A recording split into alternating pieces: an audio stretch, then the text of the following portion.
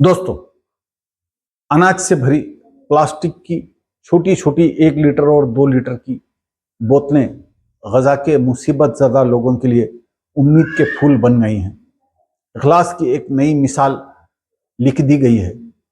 Social media पर फैले photos, videos और जानकारी के मुताबिक चंद बोतलें ही गजा वालों तक पहुंची हों, मगर इन बोतलों ने एक बड़ी उम्मीद जगाई है। अल्लाह जज़ाए खैर दे उस पहले आदमी को जिसने गजा वालों के लिए पहली बोतल समंदर में फेंककर इखलास की एक नई मिसाल रकम कर दी है। पहले बोतल के समंदर में फेंके जाने के बाद हजारों लोगों ने हजारों की तादाद में अनाज, बच्चों के लिए दूध, मेडिसिन बोतलों में भर भर कर समंदर में फेंकने शुरू कर दिए। आम लोगों के जरिए हाल के दिनों में पेश की गई इखलास की ये सबसे बड़ी मिसाल है। वो एक ऐसी सच्चाई है जो इंसानियत के जज्बे को एक नई सिमत देती है, यानी दिशा देती है। ये कहानी ना तो किसी बड़े सरकारी मिशन की है, न किसी अंतर्राष्ट्रीय सहायता संगठन की है। यह कहानी है आम लोगों की, आम बच्चों की, आम औरतों की, आम बूढ़ों की, मिस्र के उन आम शहरियों की जो दिल में बस एक ही जज्बा रखते हैं कि गजा के भूखे लोगों तक किसी तरह ये हकीर यानी छोटी सी इमदाद पहुंच जाए। दोस्तों, ये बहुत बड़ा इंसानी जज्बा है जो आजकल रेयर हो गया है। आप कल्पना कीजिए उन बोतलों के साथ बह रही उस इंसानियत की जो कह रही है, from sea to sea a bottle of hope for Gaza. ये कोई बड़ा कारवां नहीं, ना ही कोई बड़ा संगठित प्रयास था। यह एक प्रतीकात्मक मगर बहुत ही असरदार प्रयास था। एक दिल से निकली हुई पुकार थी। बोतलें पोर्ट दमियत और पोर्ट सईद जैसे इलाकों से छोड़ी गई ताकि समुद्र का बहाव उन्हें गजा के किनारों तक पहुंचा दे। कई बोतलें वाकई वहां तक पहुंची भी। कुछ बच्चों के चेहरे पर मुस्कान आई भी। शायद एक दिन की भूख उनकी कम हो गई हो। लेकिन सबसे ज्यादा जो पहुंचा वो पहुंचा था प्यार, वो पहुंचा था भरोसा, वो पहुंचा था कि दुनिया उन्हें भूली नहीं, इसका विश्वास। दोस्तों, गजा की और मिस्र की दूरी लगभग 11 किलोमीटर यानी 7 माइल है, जो फिलाडेल्फिया कॉरिडोर के अंतर्गत आती है। लेकिन समुद्र में बोतलें छोड़ने का तरीका सीमा से आगे समुद्र में कोस्ट लाइन से कम 4 किलोमीटर का बनता है। इस तरह बोतल के लिए अनुमानित समुद्री दूरी 4 किलोमीटर की है। पूर्वी भूमध्य सागर की सरफेस करंट्स यानी समुद्री धाराओं की गति लगभग 0.8 किलोमीटर घंटा हो सकती है।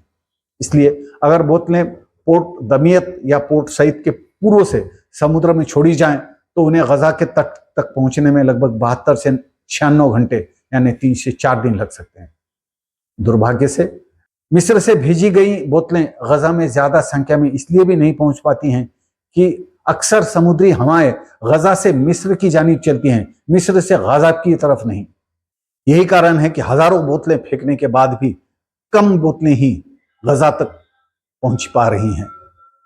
वैसे यह भी एक आश्चर्य की बात है कि हवा के रुख के विरुद्ध कुछ बोतलें गजा तक पहुंच ही गई। ये भी किसी मौजूदे से कम नहीं। ये पहल भावनात्मक और प्रतीकात्मक है। इसमें ठोस संख्या या बड़े पैमाने पर वितरण का कोई विकल्प नहीं था। इसके जरिए जनसमर्थन और मानवता का संदेश फैलाया गया, लेकिन भौतिक रूप से अनगिनत बोतलें भेजी गई। भले ही भेजी गई हों, इस पर विश्वसनीय डेटा तो मौजूद है ही नहीं, इसलिए कह नहीं सकते कि कितनी बोतलें गई हैं। लेकिन इंसानी जज्बा और लोगों की तादाद देखते हुए लगता है कि हजारों की संख्या में बोतलें गई हैं।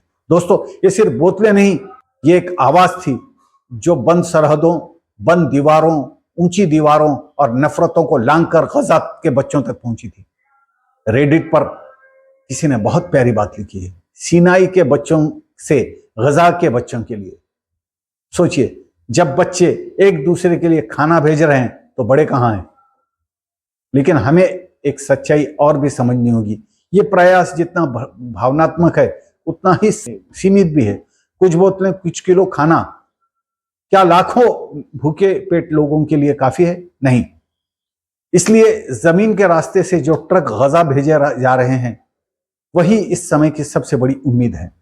दोस्तों, रोजाना 100 से अधिक ट्रक अब मिस्र की सीमा से होकर रफा बॉर्डर क्रॉस करके गजा पहुंच रहे हैं, मगर संयुक्त राष्ट्र कहता है ये अभी भी कम है।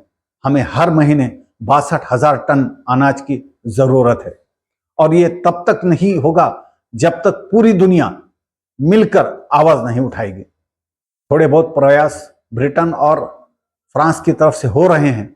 जब तक तमाम सरकारें दबाव नहीं डालेंगी, आम इंसानियत नहीं पुकार उठेगी, तब तक नफरत की दीवारें नहीं टूटेगी।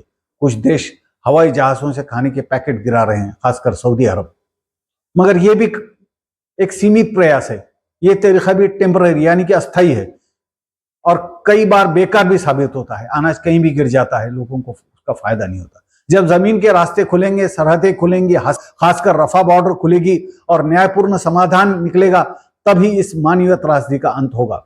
दोस्तों, अगर मिस्र के लोग करीब होने की वजह से भी बोतलों में खाना भरकर गजा के लिए भेज सकते हैं, तो हम दूर होने की वजह से ही सही सोशल मीडिया पर अपनी आवाज तो उठा सकते हैं, हम अपनी सरकारों से अपील तो कर सकते हैं, हम राहत के लिए दान तो दे सकते हैं, और सबसे बढ़कर हम खामोश नहीं रह सकते। चलिए हम सब भी वो बोतल बने जो उम्मीद से भरी हो, इंसानियत से भरी हो, और जो किसी ना किसी तरह गजा तक पहुंचे, फिर वो अनाज की शक्ल में हो, या उम्मीद की शक्ल में हो, या आवाज की शक्ल में हो। हमसे क्या है दरकार, बस समुद्र से उम्मीद की पुकार, इंसानियत की पुकार, इंसानियत की पुकार, इंसानियत की पुकार।